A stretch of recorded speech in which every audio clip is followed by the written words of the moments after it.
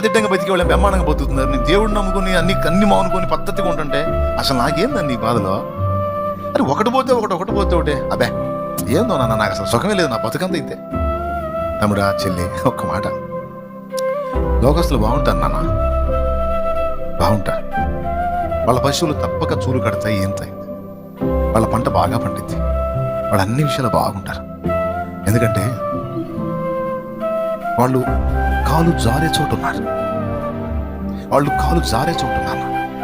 ఆకస్మికముగా ఆపద సంభవించి అధపాతాళానికి దిగిపోతారు నాయన.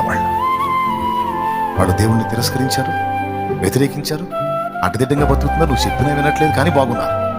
కానీ నీకు తెలుసా వాళ్ళ కాళ్ళు ఎక్కడున్నాయో? పాతాళ పంచులున్నాయి, అడుగు జారు స్థలమందు ఉన్నాయి.